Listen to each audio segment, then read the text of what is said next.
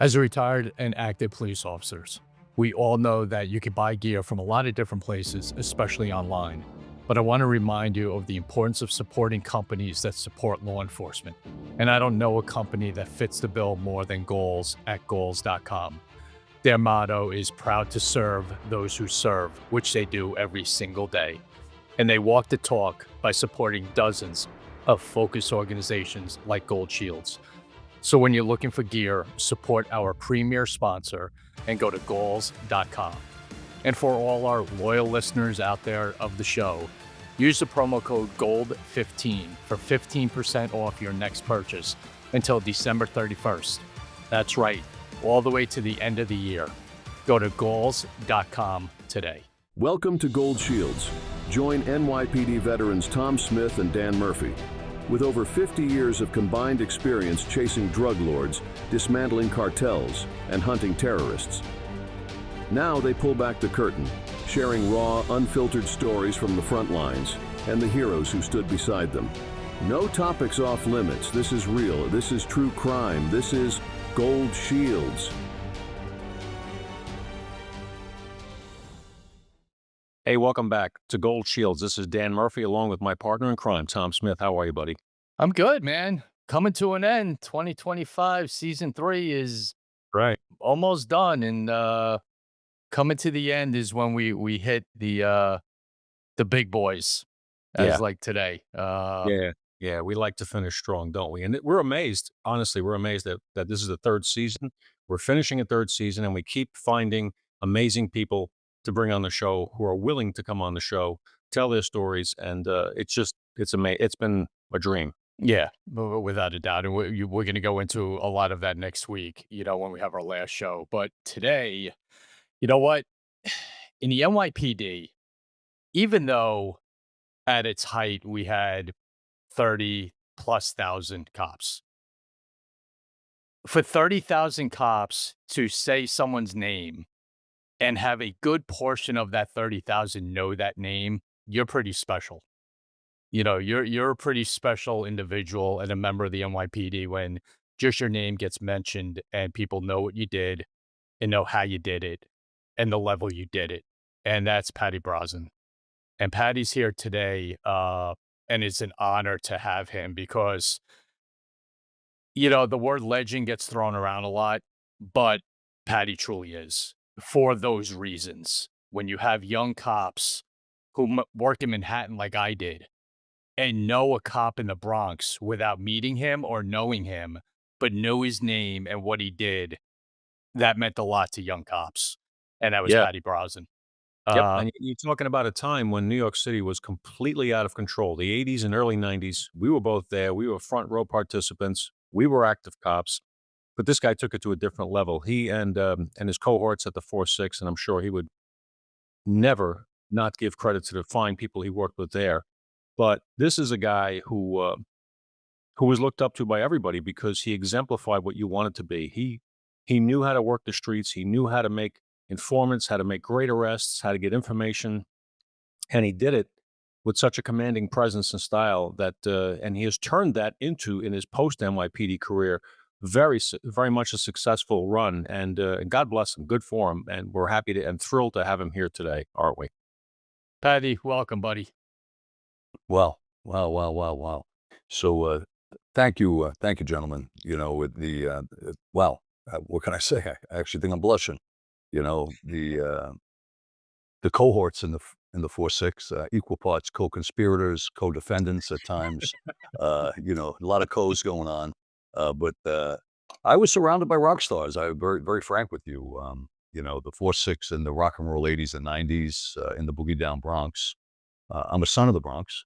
I was born on the Champs-Élysées, the Conch, the Grand Concourse, right next to Yankee Stadium. My father thought mistakenly, as it turned out, God rest his soul, that the Bronx was going to bounce back. So we stayed a long time. Went to All Hallows, right around the Almost. corner on 164 in Walton. Played hockey there, and always was super attached to the Bronx. And then when I landed in Precinct 46, uh, the UCRA, actually, the university on the corner of Rider Avenue, I picked up my PhD or two there, some of the advanced degrees there. Uh, but the reality is, guys, I was surrounded by rock stars. The 4-6, and I'm sure a lot of the ghetto commands had it as well. I didn't know anything about the quiet houses, but the busy houses, the 4-4, 7-5 in Brooklyn, 2-8, and so forth. We know them all like the top of our hand. But the really, really aggressive, proactive, street smart, go-getter officers, male and female, uh, always seem to gravitate to these really, really busy shops. And the 4-6 was, by any measure, an insane asylum. I landed there January of '84, came on in January of '83, and I only had my focus on that place. I worked in the Ninth Division NSU, and I knew the 4-6 was the place. It was only 1 square mile. I was extremely familiar with it since I grew up in the 4-4. And and also in the 5-2. I grew up on both sides of it. So, I could easily have walked to work. I always took a '53 Harley there, that I had for years. Still have it, along with a lot of other bikes, and the inspector would let me park it. He kinda liked the bike. He was a hump otherwise, but he was pretty cool with that. And and I say that lovingly, but, he was 'cause he kinda liked the old stuff.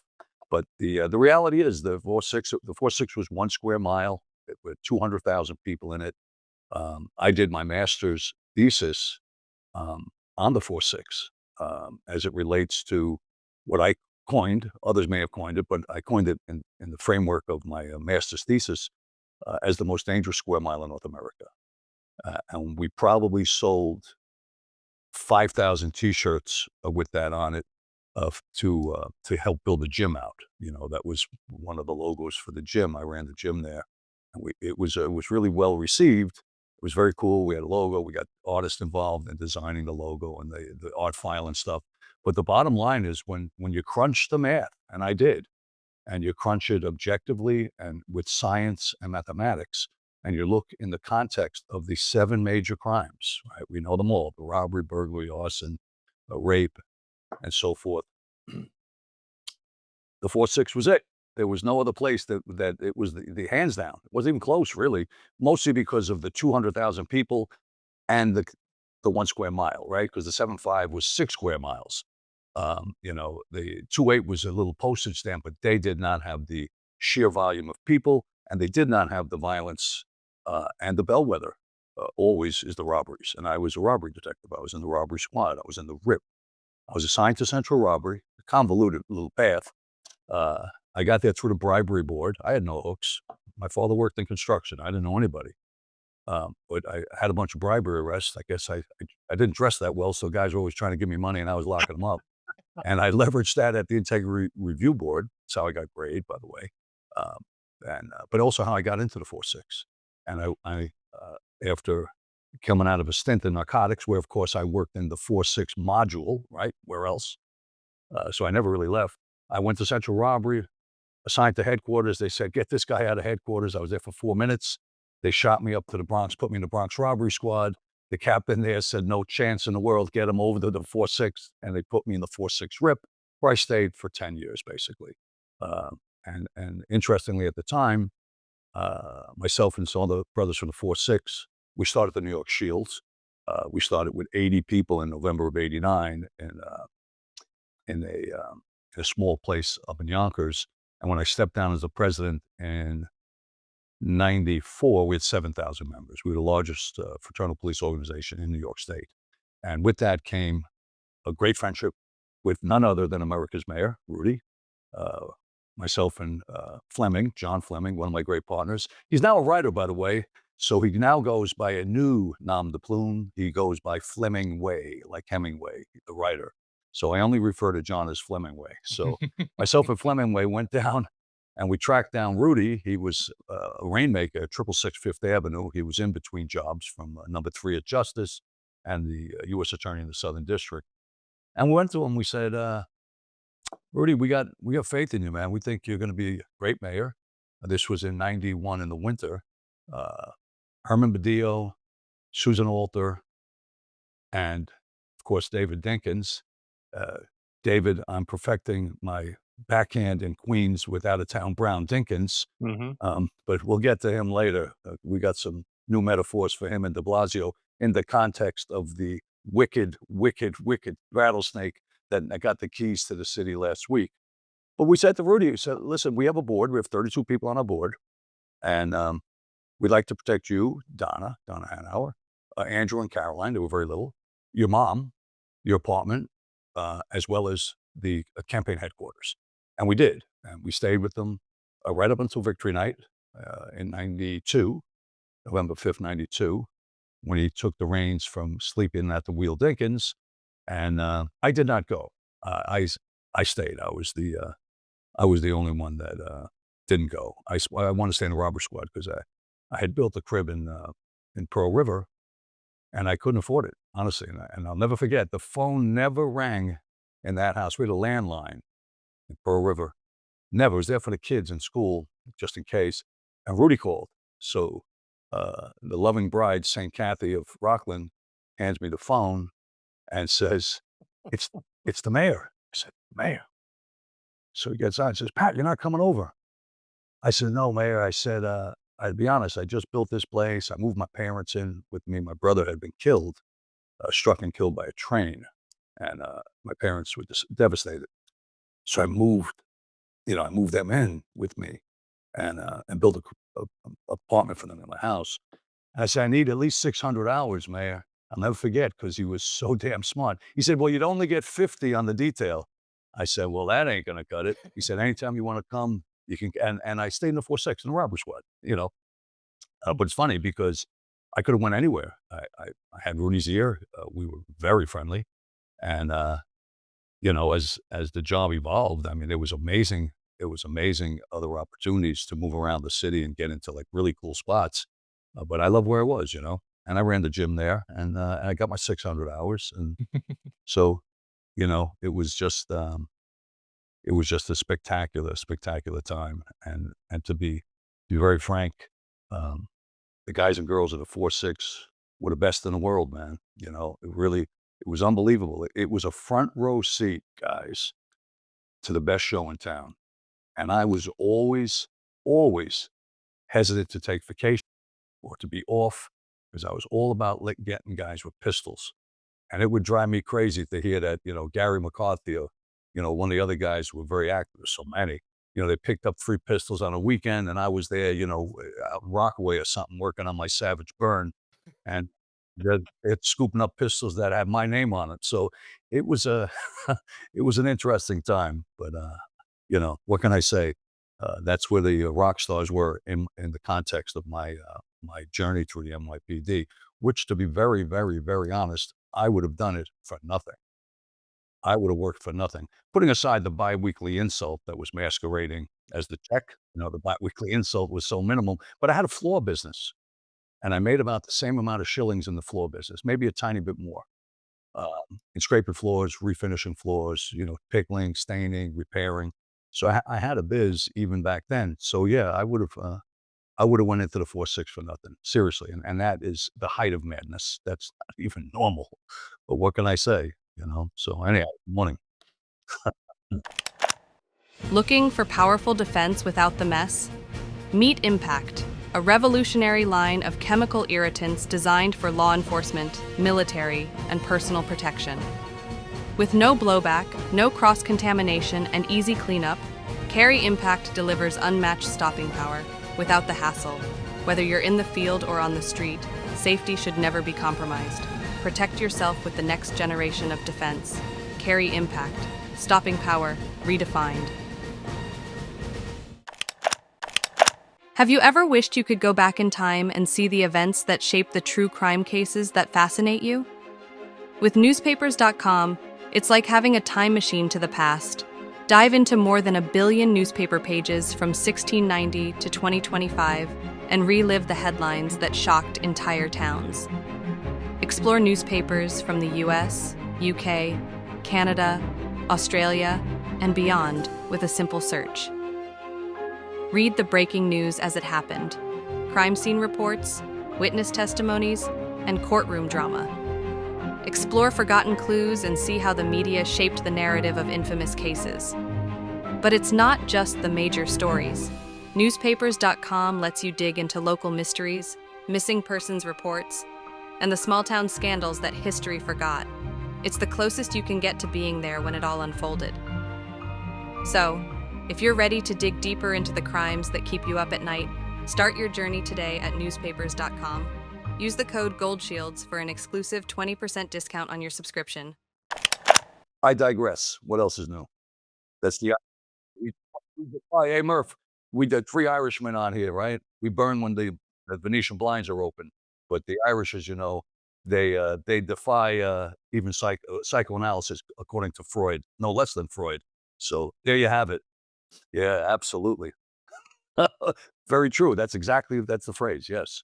I just wanted to get into really quickly, before we move on to your post NYPD career, a couple of things you glossed over. I think, was it Governor Cuomo, you were New York State Police Officer of the Year at one point, which is a heck of an honor given the amount of, and at the time, tremendous cops, not just in NYPD, but in the state in general. You had, during the course of a police career, Tom and I can attest to this, as can you, most cops never have a shooting. It's just the nature of the beast, although some places are more prone to it than others. Not asking you specifics, but you had at least one occasion to fire your weapon, didn't you? I actually fired my weapon 7 separate occasions. I was at 7 total shootings. I was in 3 shootouts. I was involved in a lot. There was a lot, I was in a shooting on a staircase over in Billingsley Terrace. It was like an Alfred Hitchcock staircase, where you see the guy going down. And of all things, he had a Luger. Imagine that. A German Luger. Bum rushed me coming out of an apartment. I was going to pick him and his buddies up on a robbery, the armed robbery team. I was with Al Burbridge, another great man, Precinct 46. And we got into it on the stairs, man. I actually thought I got hit, because it was circular stair. I could see him. He fired, I fired. He fired, I fired. And it was, it was a hell of a thing. But, at the time, to be honest, there was lead was flying around in the 4.6. Everybody was packing a pistol. Everybody was cracked out, because don't forget, I was there for the opening day of crack, just like Major League Baseball. It does have an opening day. I ascribe it to none other than the High Holy Day, which is St. Patrick's Day, naturally. But it's just because that's about when it happened. And I was actually in the crack unit with Inspector Boyle. He picked 2,000 guys, 2,000 detectives, 2,000. And we all met in a big auditorium downtown.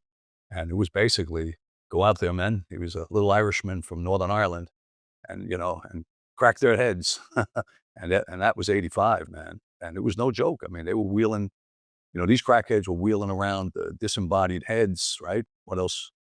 In AMP carts.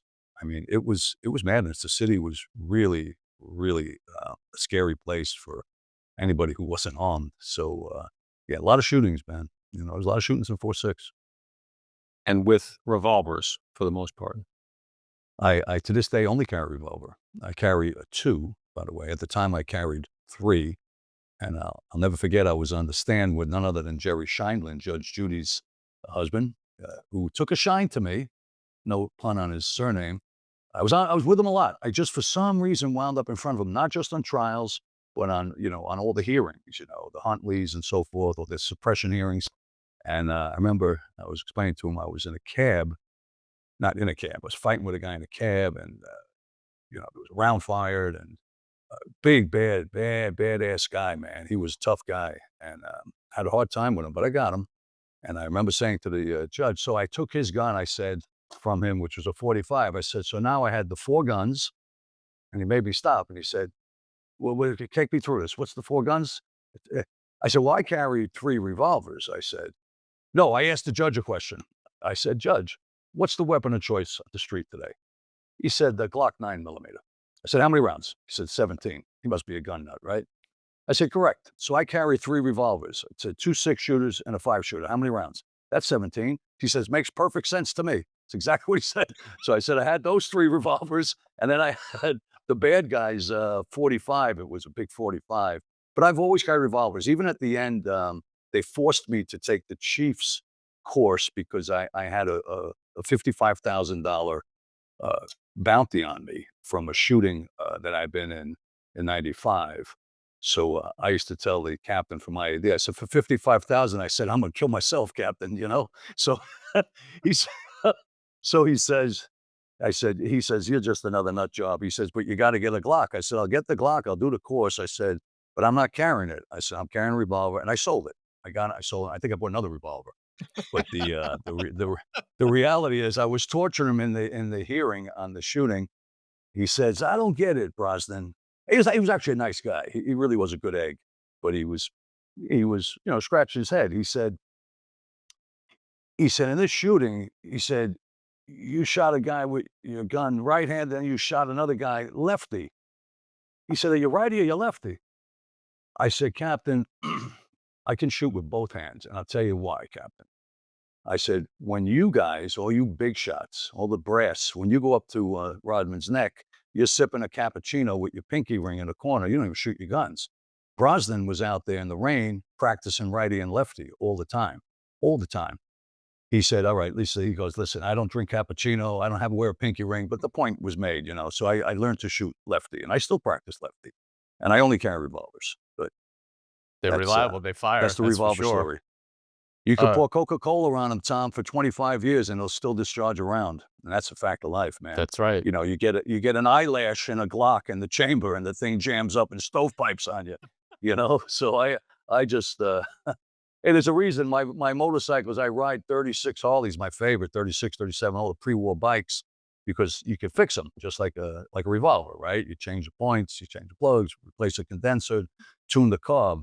I don't like the fancy schmancy stuff. You know what I mean? Like new stuff. No, I Certainly hear not you. automatics. That's for sure. Yep. I was going to bring this up later, but now that we're in the middle of shootings and stuff, I didn't know you started New York Shields. Oh, I did with Flemingway, myself and Johnson. I'll give you a real quick thumbnail on how that developed. Well, before You you know, do that, let me tell you why. sleeping on a tile, locking up 100 guys a year, 600 hours as mercenaries. And I said, look at all these guys. I said, it's the same 5 or 7%. Nobody ever recognizes these guys. The Emerald Society, useless. They give you a dirty water hot dog, and they didn't do anything for the guys. Colombians were the same.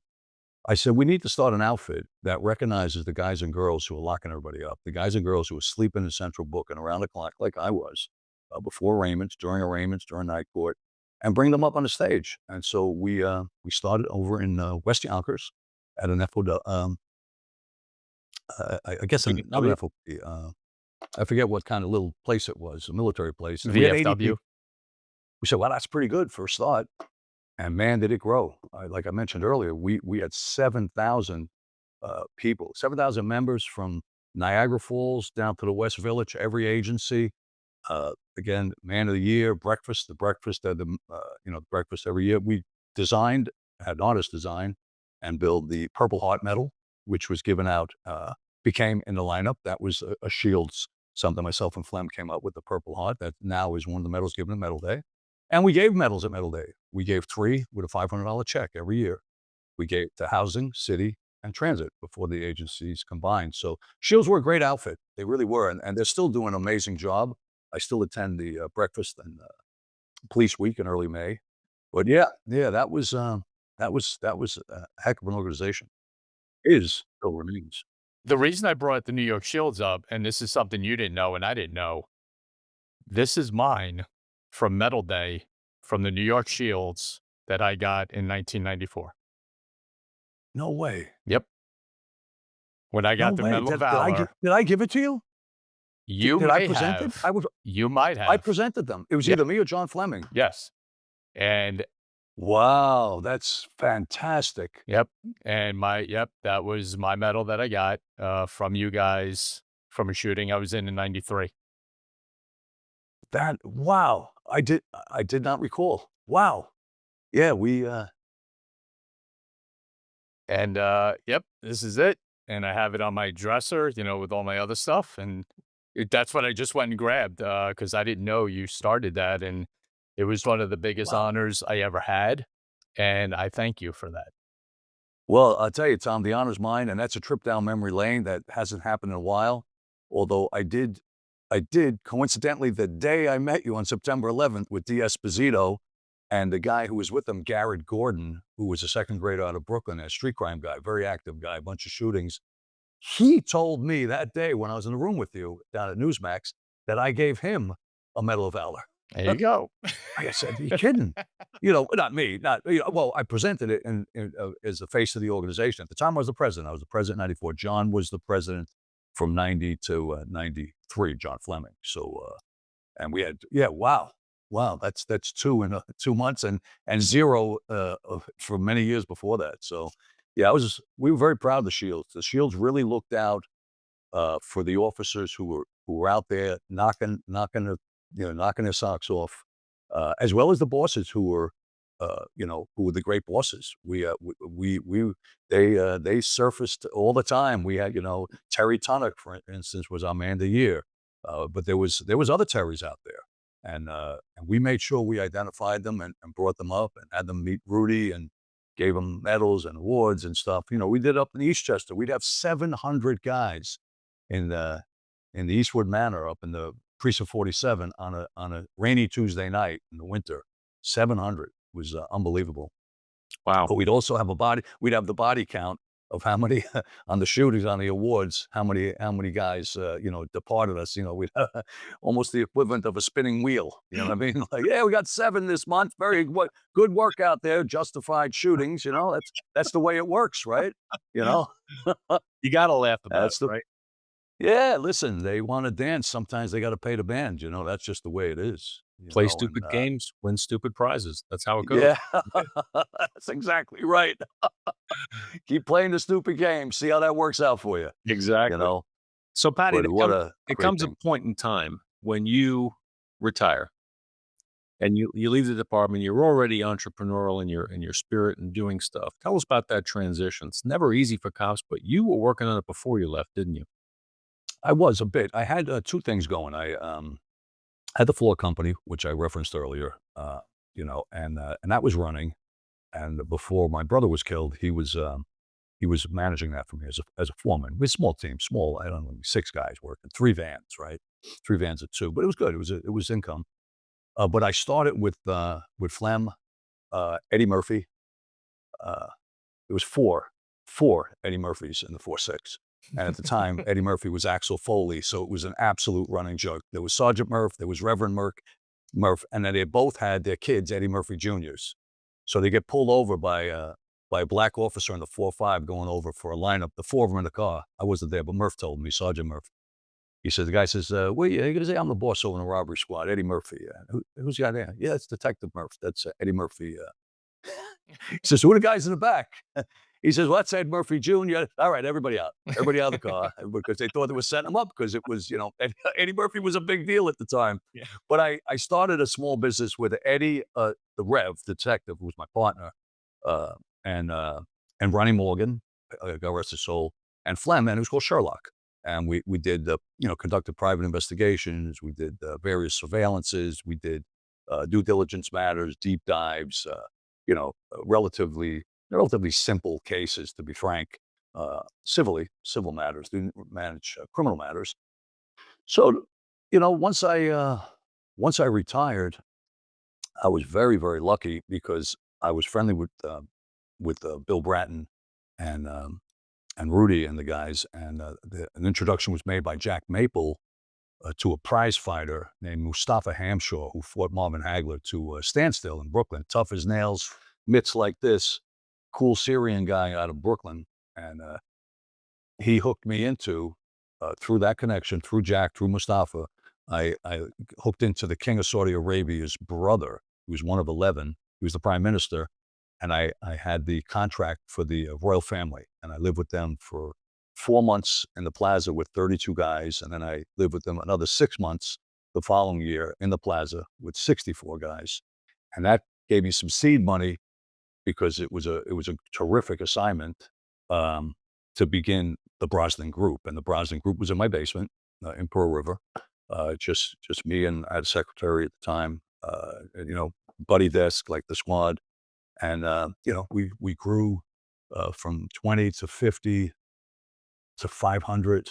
I really became more involved. I kept the investigations. I always, because I loved that as a detective, but I knew to pay the rent, I had to grow the guard business. And I always had in my mind. So let me interject. Before I retired and I went out in 3/4, so I was surveyed, I always wanted to lock up 1,000 guys. I didn't want 1,001, but I wouldn't settle for 999. And when I left, I had 863.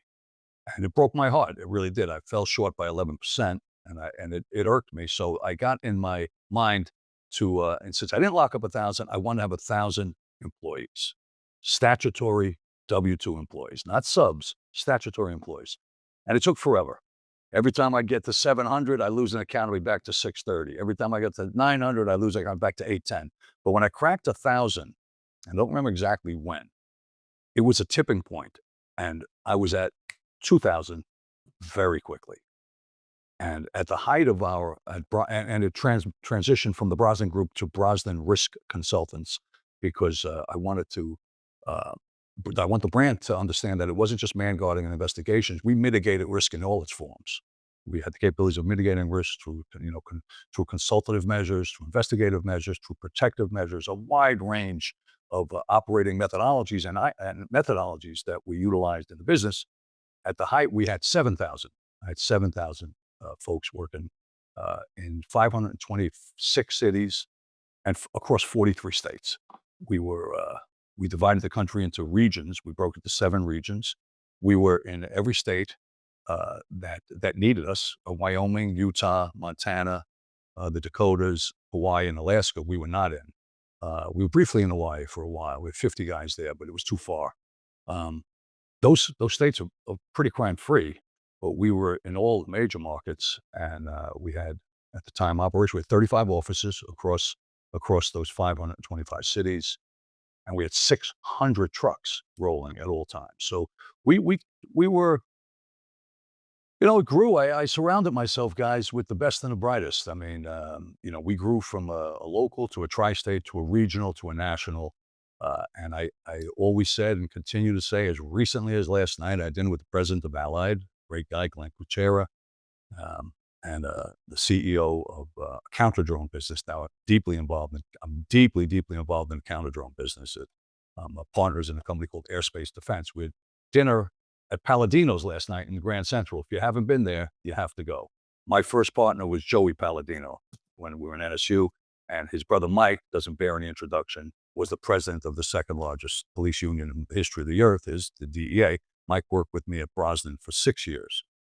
So I had dinner with these guys last night, but the point I was getting at was that with hiring and surrounding myself with the best and the brightest, I was an English major up in Lehman College. I was in a 6-year program, and I was able to muscle through. I was an iron worker when I wasn't going to school, right? Which was terrifying, by the way. I couldn't wait to be shot at rather than fall. And I had full control. I had full control of the semicolon, the Oxford comma. I understood it, but I didn't know what a balance sheet was. I didn't know what profit and loss was. I didn't know how to run a business, but I surrounded myself, and I paid up for them. I had number 4 in the FBI, I had number 2 in the CIA, I had PhDs, I had chiefs, I had police commissioners, I had them all. All of them worked with me. Nobody worked for me. They all worked with me. We were all part of a team, and the goal was, excellence in execution, excellence in service, growth, and always branding, always selling. And we did a lot of really, really good stuff. And you know, the central people do ask me, and actually last night it came up, what was the differentiator? And there was one central differentiator that I came up with a number of years back, that I knew I couldn't ever compete with the big guys. They were around too long. I need to live to 500 years old. But if I could build a command center that operated omnisciently over all aspects of operational duties in the field, so it was command, control, communication, coordination, the 4 C's. If I could build that, we would be differentiating, because I would know where every officer is within 1 foot of where he's standing 24/7 and where he was the prior 60 days. And that omniscience, that mothership, we built in Pearl River at Blue Hill Plaza on 45,000 square feet. We had 45,000 square feet. 12,000 square feet was a command center. It looked like NASA. 72 screens, 60 inches, 72 geniuses in front of them, doing all kinds of cool stuff. I got to tell you, my son ran it. He's an absolute rock star. He ran it, he designed it, he implemented, he designed the platforms, the methodologies, the software, and and he's doing the same now for Narrow with an N, Narrow, Narrow Security. So Pat Jr. was the guy behind it, and I got to tell you, made all the difference in the world. Clients would come up, they'd say, "I've never seen anything like it. Where do I sign? Where do I sign? Where do I sign?" Because we knew where the officers were. We knew what they were doing. We had again, command control, communication, coordination. So that was a lucky one for me, to be very honest. Because if I had guessed it wrong, it would have bankrupted because it was a big lift. Economically, it was a big one. But got a bit of the luck of the Irish, I suppose, you know? We make our own luck. Yeah. Yeah, but you do and you don't. I mean, lots of guys make a lot of luck, but I think if you don't have the tenacity, Dan, and the resilience bolted on together, because I would always say these guys are 50 times smarter than me, 100 times smarter, but I could outwork them. I can get up earlier, go to bed later. I knew that. I only needed 4 hours. But I also had the tenacity, which meant if I hit a concrete wall with my shoulder 100 times to get in, on the 101st time, if I got a puff of dust, I said, I get through there. And that's how I did everything in business. I said, I can get to that guy. I'll figure out. Everybody's got 5 minutes for a coffee. Everybody on the planet.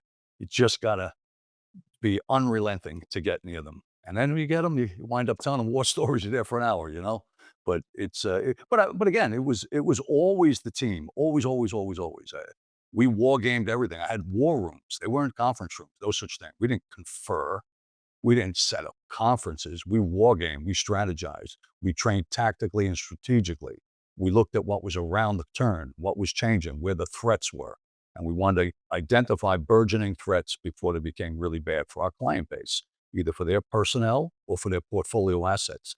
And we became very, very, very good at it. And that's why Allied Universal, the largest security company in the history of the human race, 22 billion with a B in top line revenue, 100 countries, 800,000 employees. They bought us and folded us like a little peanut into their operating mandate. And to me, that was very extremely complimentary to myself, my team, young Patrick, his development of the command center, which was a central differentiator. And, that's why just last night I was out to dinner with the president of Allied, Glenn Kuchera, another rock star, and learning about all the stuff that's going on with weapons detection, now with canine weapons detection, where he tells me a story, and you'll love this as gun guys. I can't get over it. I was telling the kids this morning and telling everybody that I'll be telling the cab driver later. Their dog, yeah, I just can't shut up. This is why I should stay away from this stuff. No caffeine for the Irishman. But their dog was trained to a dog. They have 1,000 dogs, but one of the canine dogs does equal duty for explosives and firearms. But the firearms is a new one, a new training. 15 cars are lined up in a parking lot. In one of them is a 38 caliber revolver, no holster, and it's in the console, the center console, with the lid down. Dog tracks all 15, comes back to number 4 or whatever it was, jumps on the driver's door, clawing at it. They open the door, leaps in, buries his head on top of the console. One gun. So how do they do it? I have to know. I don't understand that. I'm a gun guy. I still want to get guns. They train the dog, and you know how extremely intensive their olfactory senses are. Not just because what I asked was, what about if the gun's never been fired? What about if the gun's never been fired? Nope. It's the smell of the bullet. It's the smell of the gunpowder in the bullet. It's the cleaning fluids to clean the gun. It's the smell of the holster that the gun was in. It's unbelievable. Because listen, I so many times I'm going in buildings and airports and I have a pistol or two, always two, one in each boot, right? Because they're not boots. They're actually holsters. I walk in 2 holsters. That's what the boots are. They're holsters. And a dog will come and sniff my boots and then go away. And I always laugh. I said, that's probably either a narcotics dog or a cadaver dog. And they're telling everybody never happened. But Allied now has it. And I got to tell you, it's a game changer. I can't wait to push it out to the folks that we still do business with, That's So amazing. it's amazing stuff. As gun Wow. guys, I know you got to love that stuff, And you know. you know what? That brings up the point I want to hit before we call this a day because we could sit here for about 7 or 8 hours doing this. Like we did at Newsmax, Right? right? We didn't That was leave. that We was were st unbelievable. we were all done with our hits and If stayed I Murph in the if Murph green was room there, for we'd still be there. We'd oh, still be there, talking about duct tape. yep. I We can were use it for everything. we were there for, like, 3 hours, and the people from Newsmax walked out, was like, "You guys are still here?" I'm like, "Yeah, we're just talking." Tom, I've been on Fox for 22 years contributing. Since the snipers in Washington, the father son. That was my first one. I was horrible. I was spinning in the chair. I looked like Linda Blair. But I've never stayed, ever stayed more than maybe 10 minutes to have a coffee, and I'm out the door going somewhere else. Got another meeting or something. You know how long I was there with you guys? 3 3 hours. hours, yep. 3 hours. I didn't No, me and leave the congressman. I don't think I left till 7 or 8 o'clock that night. Hey, it was like being in the squad room again, man. It's It was awesome. amazing. So what I wanna Really ask cool, and you this is great. to, your experience in the '80s through the '90s, your private company that you have so successfully built and Sure. then passed on. How do you see law enforcement today? How do you see it surviving what we may be in for in New York? And just, how do you see it evolving, Patty? Tom, it kills me to say it, particularly publicly, because you don't ever wanna empower any bad guys with rhetoric, you know? Um, but I see it sadly, not evolving, but devolving. I believe that Ma'am Downey is, extremely dangerous. Uh, I said, on Fox the other day, I said, uh, I never thought I'd say it, but Ma'am Downey is so bad, he makes de Blasio look like Winston Churchill. I mean, that because it's all relative, right? It's endlessly elastic. His, publicly stated plans and his publicly stated agenda, if implemented, will destroy the city, will destroy the city. The police will leave that have the capability of vesting or retiring. I don't believe anybody will pull the plug where they don't have a vesting, fulfilled, because that would be just like hitting the third rail. Why would you not wait and get a few shekels out of it?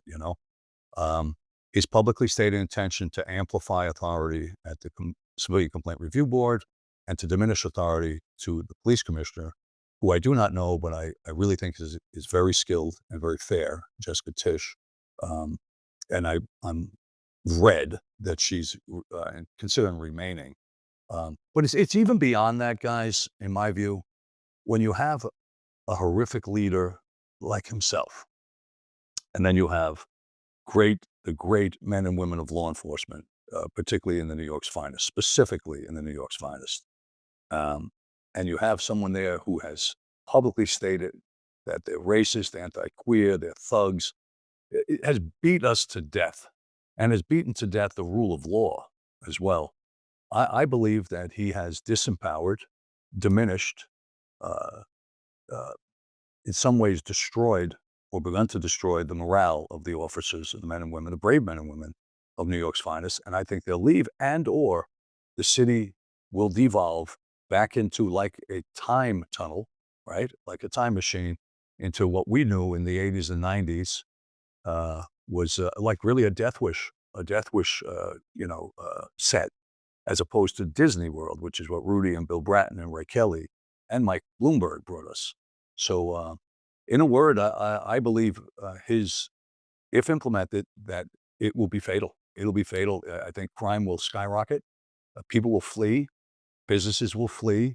And he'll begin the destruction of the greatest city in the history of the human race, New York City, a city I love as a son of the Bronx. I think you're dead on right, and it's sad to see, but we've seen it before to a certain extent. We had David Dinkins. Yes, We lived through that. true, Uh, and after David Dinkins, the city woke up and elected Rudy Giuliani, and we had the correct. pendulum swung. Maybe New York City right now has to hit that bottom that he will bring them to, and he will inevitably, with his policies, bring them down to that. My concern is that I want the men and women of the NYPD to maintain the traditions of protecting the greatest city. I want them to stay safe. I want them to not be harmed by this. I want them to be able to do their job. I don't want to see any of them arrested by radical DAs. I want to see them survive this and come out, because at some point, the city is going to have to rebound. New York City means too much to the world to be Correct. dead. It can't be Detroit, but it will hit Right. another bottom. You and I both remember, and Tom does too, the days when we were driving up to Major Deegan and all the buildings in the 4-4 and the 4-6 had the fake windows in them, the wood, the Sure. painted. Sure. It's Koch's way of saying it's not that bad here. It's gonna go back to that. Um, and I'm sorry to see it, but I think it'll create an opportunity for a great leader to emerge. So we have to be optimistic. Right, and I agree with you though, Pat. No, and I think that's extremely fair. And the reality is, and reasonable and pragmatic in terms of assessing the future in the context of such a horrific leader getting the keys. And we have, Dan and Tom, a rich and storied history of the city emerging from the ashes, right? Like the legendary Phoenix, because our obituary has been written back in February 26th of 93, in 2001 and 9/11, 2008, then COVID. So the obituary is continually written. This one feels different, and I don't see any leaders. I don't see a Rudy. I don't see any of that. I think the voters have spoken, and they will now be punished. That's my sense of it. And, you reap what you sow, man.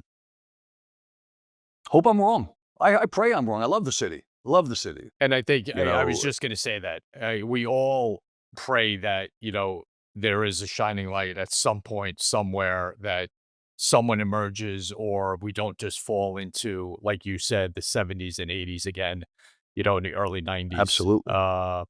because that was a horrible time for the city and all the hard work that you did, that we did, We we did. We wanted to did. we wanted to mean something. Absolutely. Yeah. And, I do remain optimistic because hope springs forever eternal, right? And we've seen us in the depths before, as Dan very astutely, and I remember very well going up and down the Deegan and seeing all that madness.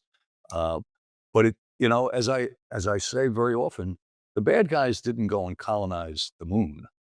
All the guns didn't just magically vanish. They're just waiting for their day. They're waiting for where police officers will not aggressively and proactively search them. They're waiting for days where they don't go to Rikers for crime and get indicted and go on and stand trial and go to Attica. And a lot of his publicly stated policies are very, very soft, very, very soft on crime, destructive to the rule of law, emptying the jails. And I'll leave you on this because this is the height of madness. He envisions a city where you have a psycho up in the Bronx lopping heads off in the apartment with a machete, and he wants to dispatch civilians with clipboards to manage that. And to me, that's not reform. That's Russian roulette with personnel. That's Russian roulette with staff. It's tough enough for the cops with shotguns and vests and training to manage a psycho, and we've all been through this multiple times. The even even to think of or to vaguely conceptualize dispatching unarmed civilians with clipboards to manage psychos with weapons is a twisted assessment of reality that is terrifying. It's bone chilling because that shows how divorced he is from from the reality of violence and emotionally disturbed behavior and the need for armed and vested and trained and officers who are willing to use a deadly physical force to terminate a threat against themselves or another. And that is the cost of poker. That's just the way it is. And wow, hopefully it will not come to that. But you know what? The city council is just as nuts as him. So that's the part of the problem. So it's it's a little crew of madmen. But again, hope springs eternal. We'll keep our fingers crossed. And great stuff, guys. Thank you, man. We'll watch it. And Patty, we can't thank you enough for giving us your time Oh, and my your insight pleasure. Please. and your story. And it's a story that needs to be told. But most importantly from all this, what I want people out there to understand is that Patty started out as a kid from the Bronx, and he was an iron worker, and he went to school at night. Anybody can do anything that they want to do if they set their mind to it and they have the attitude that you have towards things, which is Sure. that if you tell me I can't do it, I'm going to do it. If you Correct. try to convince me I can't do it, I'm not going to bother trying to convince you. I'm going to go around you and make it happen. And you have done that in your police world career and in your private sector career. And God bless you and power to you. We want to keep in touch with you. We'll have you back on at some point again to stay up on top Love of to. current events. People can hear you a lot of places. Let's let people know how they can find out more about Patty, what he's up to and into, please tell us what you have going. You have a podcast now. Let our So I do. audience know I that. yes, and thank you, Dan. And to your point, yes, and I mentor a fair share, a fair measure of young folks, and I tell them exactly, almost word to word, what you just said. Everything's possible. You just have to have resilience and tenacity, and everything else, and loyalty to family and friends, and coworkers and staff and clients. But uh, I am a huge believer. Listen, I was a kid in the Bronx, and then I surrounded myself with the best and the brightest, and we were able to push our way through some and do some cool stuff. And now with the counter drones, with Airspace Defense is a company I'm now partnered in. We have 61 patents. We have technology, and this is important. And if I got an extra minute or two, I would like to say it, and I say it on my radio show. And I have a radio show, 9 a.m. to 10 a.m. on AM 970. It's Pat Brosnan live from the Batcave. And it is a Batcave, 30 feet under my house, somewhere in Gotham. Uh, I broadcast live from there, right? But this airspace defense, what we've got with the patents with counter drone technology is really, really, really extraordinary. And that was part of the reason for the meeting last night with their CEO, my CEO, and uh, and the president of Allied, because the reality is,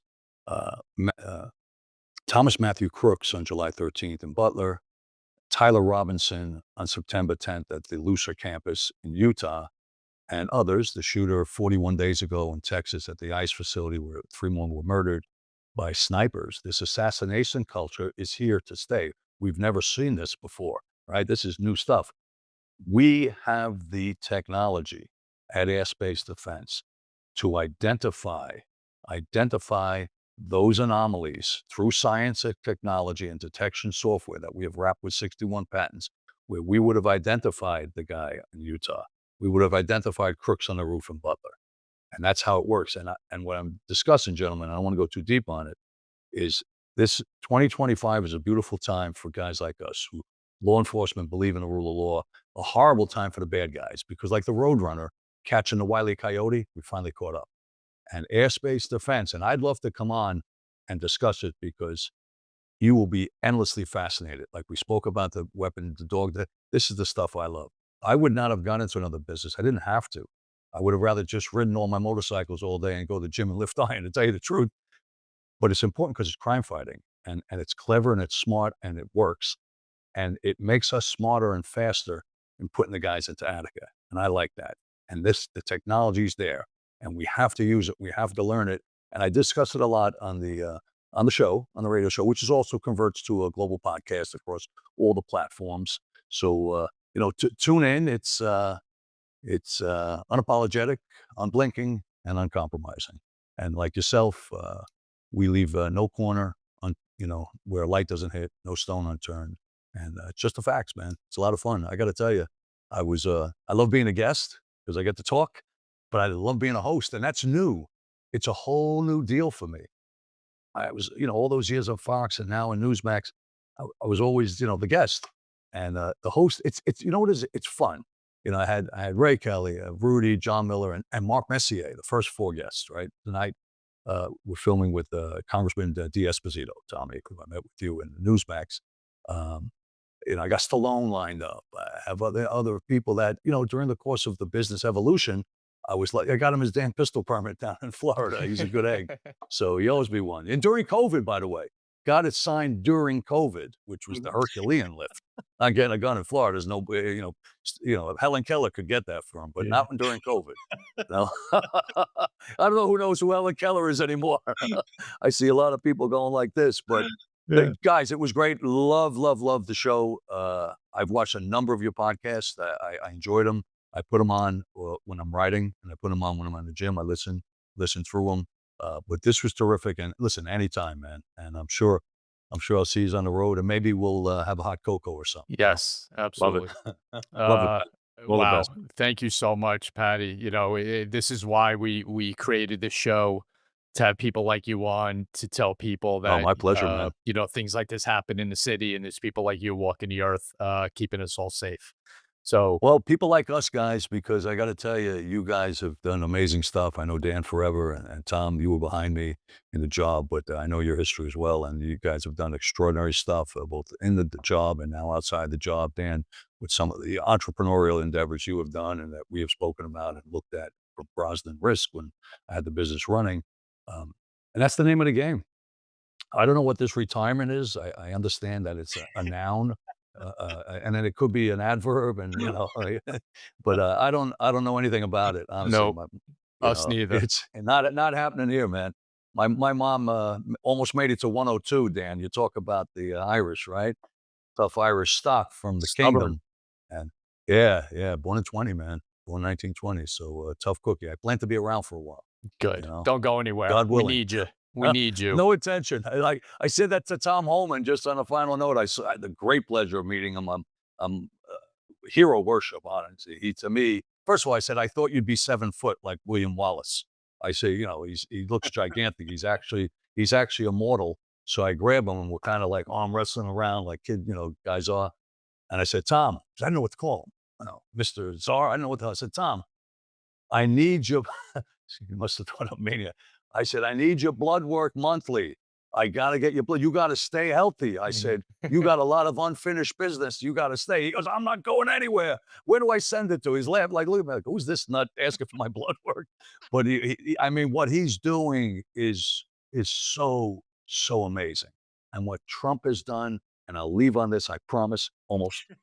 Uh, I call him equal times, and I know, Tom, you probably heard it and Dan, I call him Santa Trump, right? And not only is he Batman, the benevolent billionaire, but he's Santa Trump. Why is he Santa Trump? Because every day, sometimes 3 times a day, he comes down the chimney, Trump, with new and shiny toys, the coolest toys. And what are they all wrapped in? Executive orders. Executive order. It's the greatest thing in the world. Who cares if they overturn it 14 years from now? And he's crushing them. And why did cartel members get a pass? Why were they not chased and shot and killed like any drug dealer on the corner in the 4-6? Why were they so special? I love it, man. I love love it. it It's a too. great day to be an American. Keeping us It is. safe. Have me on again. I'm just warming Oh, up. you will. We're going to do this again. But for now, this is Thank our you. time of the show. We say a prayer for our Beautiful. law enforcement officers, thanking them for the job that they do. And please protect them, protect their families as well, because they go through it just as much as they do. Keep them in your prayers. Say hi to them on the street, pat them on the back in the store. Give up, Always. like Dan says, give up your first class seat for one, on a plane ride. Yep. All good things like that, because they all deserve it. For my partner, Dan Murphy, for an incredible, unbelievable, unforgettable guest, Patty Brosnan. This is Tom Smith for Gold Shields. Everyone, make sure you stay tuned and stay up with us. YouTube.com/@GoldShields. Instagram, our website, thegoldshieldshow.com. Thanks to all of you. This is why we do this, and keep supporting us. Don't go anywhere. We got overtime coming up, and we will see everyone soon. Stay safe. Patriot is a premium whiskey hard seltzer. We've carefully crafted 4 flavors that not only taste exceptional, but can be enjoyed on any occasion, anytime. We're committed to giving back 5% of all profits to the core groups we call the backbone of America. We are proud to help those who serve our great country. This is America's Seltzer, the brand that stands for quality, community, and the American spirit. When it comes to the safety of law enforcement, first responders, and military personnel, every moment counts, especially in the dark. Streamlight provides the reliable, high-performance lighting solutions that these heroes trust in the most dangerous situations, whether it's a car stop, navigating dark alleyways, or exploring abandoned buildings. With Streamlight by their side, our heroes can tackle challenges with confidence, knowing they have the power of advanced lighting technology to guide them. From the first responders on the front lines to the law enforcement officers ensuring our safety, Streamlight is there to make every mission a little easier and much safer. Join us in supporting those who protect us. Visit Streamlight.com to discover how you can be part of the team keeping our heroes safe. Because when they shine, we all shine.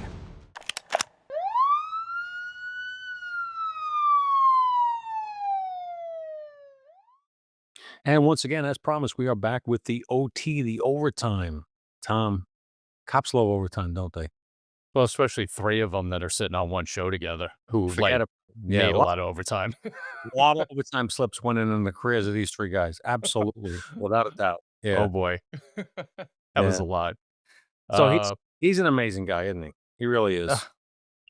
you know, and, you know what? And it was truthful, what I said. I was a young cop in Manhattan North Mhm.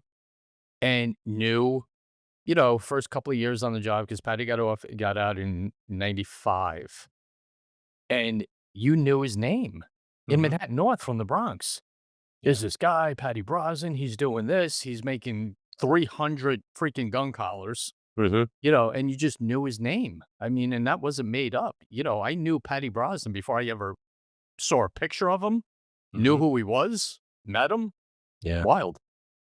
So he got out in 95, 96, I think it was, and 97, the beginning of 97, I got promoted. I went to, the 4-6 as a Mhm. sergeant, and he had just left not long before that, and, most of the cops he worked with through a good portion of his career were still there, detectives and stuff, and I got to know some of them, but, he's absolutely dead on right. That was a great house. They call it the Alamo because it looks like the Alamo from the front, and it's one square mile of just mayhem. Literally, chaos. 200,000 people crammed into 1 square mile, not dissimilar to the 3-0. But I mean, the numbers at times were insane, absolutely insane. There's like 350 cops assigned to the precinct to 1 square mile. That's unheard of around the country. That's how big and crazy it was. Yeah, and you had, probably an average over those years, what, 70 homicides, 80 homicides Something like that, in a some square mile? ridiculous number like that. Right. I God knows how mean, many non-fatal shootings, right? I mean, just yeah. you almost I mean, there were times, Danny, the 3-0 and 4-6, very similar. The 4-6 had more people in it, Mhm, but just the volume of jobs when I got there, like you just said, you almost felt like you had a shooting every night. mhm, I mean, it was like clockwork that those, crimes were taking place, and we get so into our job and dealing with crap every day. You felt like there was one every day. mhm. Yeah, and the cops get really sharp. That's the thing. Mhm. One of the reasons why he Good really point. loved the guys he worked with was because you get sharp. You get good at what you do when you do it all the time. And you do it around people who are really good at it, and it rubs off, and you wanna be better. And he's one of those guys that a lot of cops probably learn from, but he learned from other cops too. And that's the nature of this business. And he happened to, like us, he happened to do it during a time that was unique. It was the crack era in New Mhm. York City. And he remembers when it started, and I remember I was a cop in the 3-0 when I first saw crack, I was like, "What the heck is that?" And the next thing you know, the numbers, pew, violence through the roof, robbery, shootings, Mhm. everything, insane. So he was right there with it, and, yeah, he's just an interesting guy because he's also, he's so commonly appearing on TV, to give his insights into a variety of things, and he's incredibly well spoken. He's a guy pulled himself up out of a crappy area or an area decaying in the Bronx that used to be nice Mhm. and made something of himself, and now he's a business he's just a I don't know what Smart the guy, word is. man. Yeah. Smart guy. I mean, Mhm. he knows the business, he knows the deal, and he knows how he knows how to do. I mean, investigations wise, he knows the points to hit to get investigations, whether domestically or internationally, done. Mhm. Uh, he's just a very I use this example all the time. Me and you have said it all the time. Out of the box. Yeah. Patty Brosnan does not sit in that box and come up with ideas. No, he doesn't, but here's the thing, he recognizes genius around him, and I love somebody who's able to say, "Look, I may not be the smartest guy in the room, but I know who is, and I wanna be aligned with that person." And so he has his strengths, he looks and he has the ability to see strengths in other people, and that's what helped him build his business. We'll call it an empire because it really was, and it Mhm. still is. He's growing. And he's very interesting, and he's really, really stoked about the work he's doing with the anti-drone business that he's Yeah. involved with, and we'd love to talk to him more about that because that's a big deal right now. Drones are everywhere, and you can use them for great purposes, and you can use them for bad ones. Right. So how do you get them out there to do the right thing, um, to protect people? So I just love that his heart is still in it like we are, Tom. We wanna do something right for the men and women of law enforcement. He does too. That's what makes him get out of bed in the morning. Right. And you see that. I mean, everyone out there who, we know Patty. Mhm, What you saw in the show with the vigor he has when you see it in him when he talks about the job and he talks about cops. That's him, man. He mhm, is 100%, 100 miles an hour into law enforcement, police departments, and helping them out and doing everything he can. I mean, that feeling you get from him, listening to him and watching him is all legit. He's all mhm. in, Yeah. and that's not gonna change.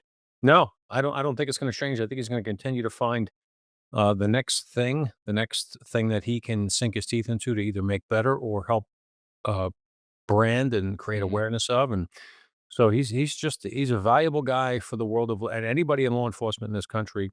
He's the kind of guy we should know about and say a thank you to because he's out there pushing for what's best for the men and women of law enforcement in this country. He's a vocal advocate for you, and he's also pushing for doing things the right way. He recognizes that policing is under a microscope. Cops have to be trained incredibly well. They have to have great tools to do their job and the departments have to be aligned with their mission 100% and stand behind their people. And he's the kind of guy I wouldn't want him storming into my office pissed off because I did something I wrong up. You know what I mean? I wouldn't want that. No, no, no, no, no, no. But Mhm. he's the guy, and how many times have we said this, Danny, and you said it more than either one of us.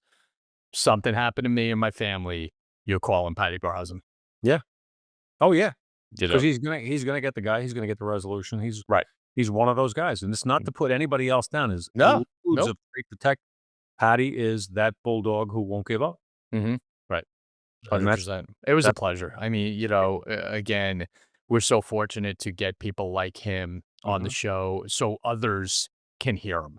Yeah. NYPD world, everyone's gonna know his name, but, we reach and this is very odd to say, but we reach global people. We're around the world now. So Mhm. for someone in Australia to hear about Patty Brosnan is why we did the show, because Mhm. everyone should hear about him. Yep. No, and the stuff he's attached with, it's good to know about because he's selective about who he works with. He wants to do quality work with the right people who are the best at what they do, and that's who he picks to surround himself with. And it's just he's just an inspiring guy. He Yeah. came from starting out like we did. Rooks in the academy in the New York City Police Department from working class family within the five boroughs. Next thing you know, but it's not next thing you know, it's years, Oh, years, yeah. and years of building network, developing, learning, going to school. He went back to school, got his master. Mm. He's proof of what you can do Yeah. if No you doubt. want to. Yeah, so he's inspiring to me. He's an Yeah. inspirational guy. No, that's a great word. That's the word of the show. Inspiring. Inspiring. Uh, we're almost done, dude. I know. 2025. I mean, we got Oh, one more show. We got unbelievable. 3 years of doing this. And some would say we still haven't figured out how to do it, but some would say maybe you got a little bit better. But 3 years, Tom, of doing yeah. this, of Yep. finding incredible people to Mhm. talk willing to give us their time, share their stories, give their advice, motivate people, inspire people, educate. It just we're so lucky. We're so No, lucky. I mean, it's not even fair, what we get to do and who we get to experience. Mhm. It's just it's humbling. Mhm. But we got one more, Yep. and the last show, not gonna let everyone know right now, the last show is gonna be great because I think it's the perfect guest with what she does to have at the end of the year. I AOC think it's AOC? Is it damn, don't AOC? tell anyone that. Come on, you just blew it. Could you imagine if we No, no, no, no. No, No, it's not it'd AOC. be funny, but yeah, no. Uh, it's someone a Okay. little bit, anyway, all right. We'll leave it at Uh, that. We'll leave it at that. Yeah. Hey, listen, just go also ahead. wanna thank our sponsors for the OT. Yeah, Before we go, let's not be remiss in that. Fairlineservices.com, fairlineservices.com. Great, great company. Upper Midwest based, national in reach. Tremendous security services of all types and nature. Look them up for anything you think you might need in that world. Fairlineservices.com. Thank you, Fairline, for sponsoring the OT. absolutely, and, just ask Jan. Well, You know, everyone's gonna need holiday gifts, Christmas gifts, and they're the perfect stocking stuffers, regular gifts, all that. JUSASKJAN, justaskjan.com. Buy our merchandise. You can also access her website through our website, thegoldshieldShow.com. Just go up to the drop down for apparel, and it'll link you right to her website. And get that order out. The other thing that we have to just do, goals.com, gold 15% off your merchandise till the end of the year. So please check them out, support them, they support us, and we're one big happy family. So don't forget about them. Yep. One more, brother. Yep, another one in the can, and we hope you've enjoyed it, and we hope you continue to listen to us, and we thank you so much, our audience.